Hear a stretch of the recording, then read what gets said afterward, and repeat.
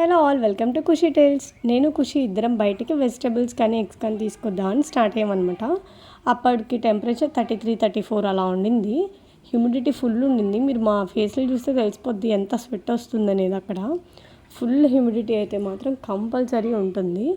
ఇక్కడ దారిలో వెళ్ళేటప్పుడు అన్ని వెదురు చెట్లు ఉన్నాయన్నమాట. ఈ వెదురు చెట్లు ఎక్కడైతే ఉంటాయో అక్కడ ఎంత చల్లగా ఉంటుందంటే అంత చల్లగా ఉంటుంది. పెద్ద పెద్ద చెట్లు కనిపిస్తాయి కానీ గాలి రాదు. ఇక్కడ అరికా చెట్లు ఎక్కువ ఉంటాయి. అదే అండి మన వక్క చెట్లు అంటాం కదా, వక్కల చెట్లు ఎక్కువ పెంచుతారనమాట ఇక్కడ వీళ్ళు. దానికి స్లో ఈల్డింగ్ వస్తుంది, బట్ ఈల్డింగ్ వన్స్ వచ్చిందంటే విపరీతమైన ప్రాఫిట్ అనమాట.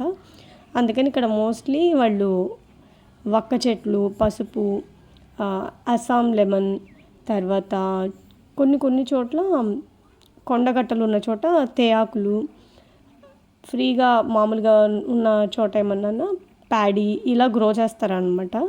ఇవే ఆ వక్క చెట్లు చూసారా ఎలా వేసుకున్నారో.